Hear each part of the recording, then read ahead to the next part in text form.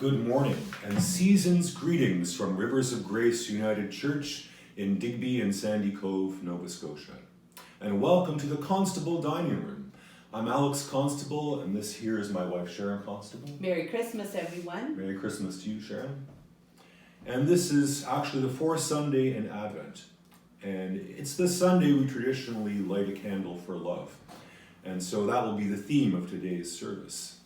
So before I say the opening prayer, I just want to offer this prayer in memory of the fisherman who went down in Fundy's Bay not so long ago. When the light of hope is flickering and threatens to go out, when the ribbon of peace is worn and thin and desperate voices shout, when the song of joy is faded, as mournful as a dove, light in our hearts, O Spirit, the graceful flame of love. All forgiving, ever enduring, Christ among us, light within us, love. Now I would like to sing one verse of number 7 in Voices United. Hope is a star. This verse is entitled Love is a Flame.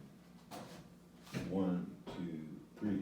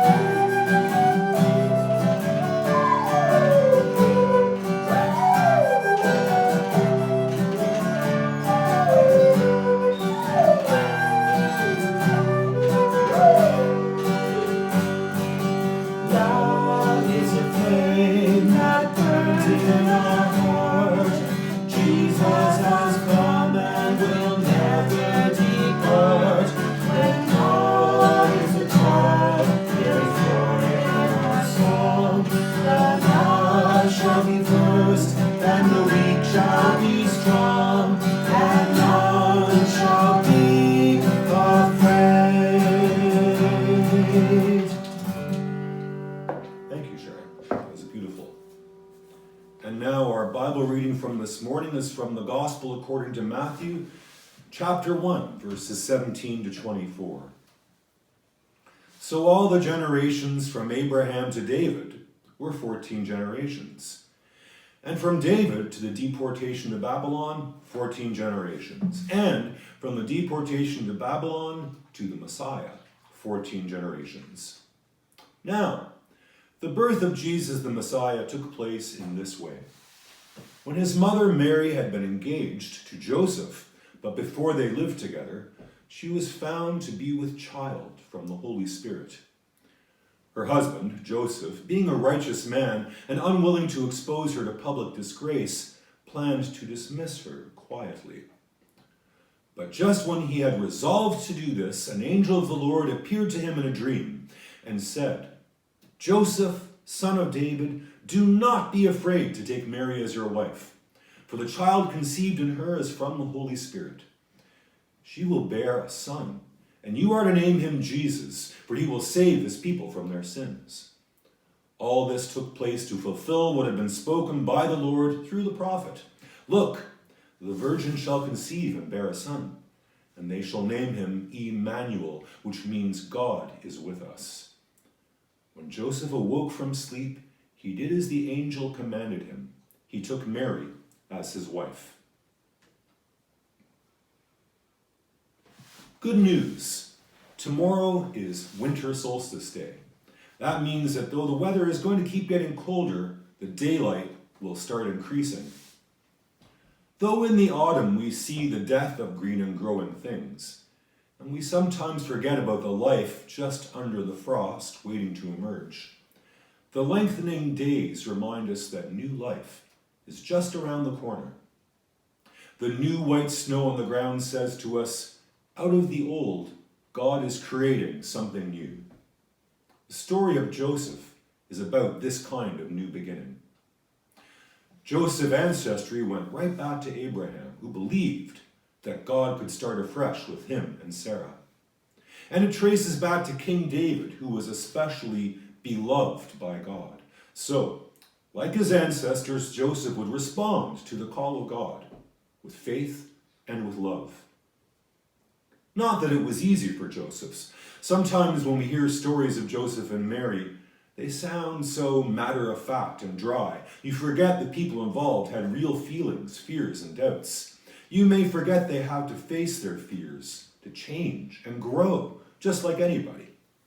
Love is something that comes naturally, but it is also something we have to work at. And notice that marriage in the story of Mary and Joseph does not lead instantly to happily ever after, a big kiss and a curtain call. It leads, in fact, to more struggle, a hard journey to Bethlehem, rejection in Joseph's hometown, and a frightening, painful, difficult birth in a livestock shelter. In their story, we discover much about the cost of love. It is the most precious gift and so demands the most of us. Yet love also bears the greatest reward. CBC reporter Lindsay Bird told the story of Annette George and André Charlebois. They moved from New Brunswick 8 years ago to André's home community of Bay of Islands, Newfoundland, which is on the west coast between Corner Brook and Rocky Harbour.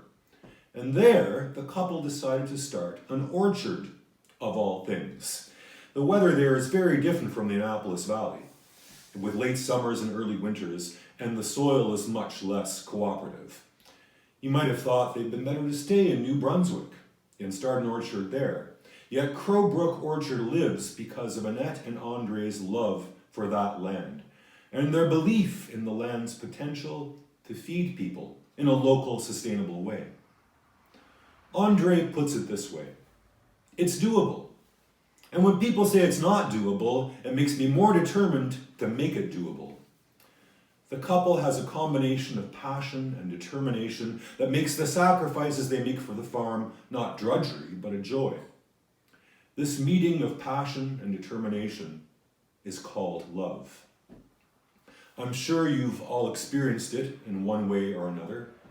As St. Paul wrote, love bears all things, believes all things, hopes all things, endures all things. Like Joseph, our father used to take us kids on journeys, as far as his car could go in a day or over a week. One summer, we drove to Michigan from Ontario, right through the heart of cherry-growing country. Over the rolling hills, there grew row and row of beautiful cherry trees, heavy with red fruit, virginal in their freshness and beauty. We enjoyed the sight as we shared a quart basket of cherries between 4 kids in the back of a Pontiac, winding down the country roads. What a gift our parents gave to us that day. As a child, I was amazed at how limitless the cherry orchards looked on and on over the hills, and my small sample of such a huge crop seemed like a miracle. To say I was mindful of my food would be a huge understatement. I was in love. I want to leave you then with this last image of love, full of wonder and gratitude, recipients of a gift beyond description and beyond compare. Our last hymn today actually involves cherry trees. It's called the Cherry Tree Carol. 1, 2.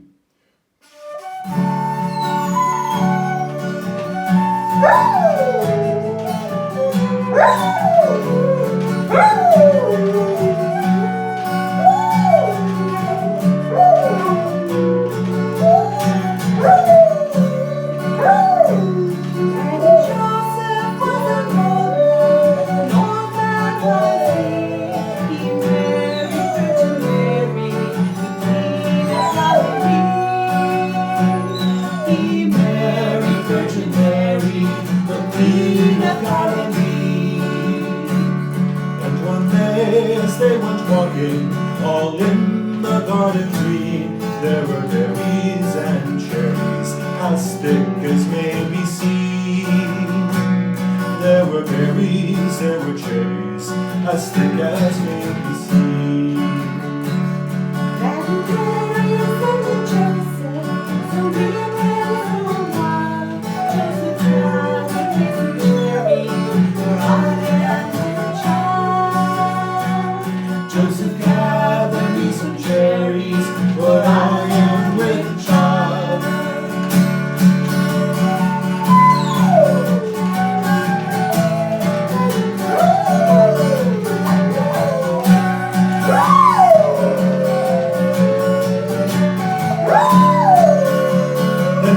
and flew in anger, and anger flew he. Let the father of the king gather cherries there for thee. Let the father of the king gather cherries there for thee. Then up spoke baby Jesus, out of Mary's womb. But them you called as trees that my mother might have found. But them you called as trees that my mother might have found.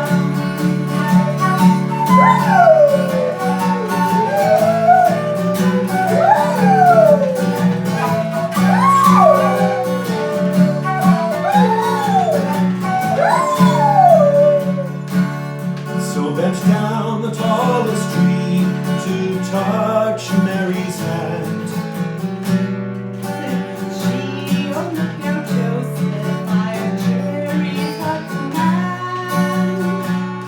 Said she, oh look now Joseph, I have cherries at command.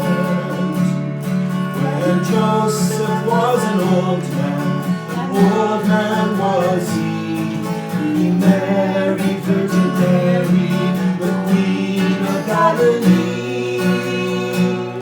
He married Virgin Mary, the Queen of Galilee.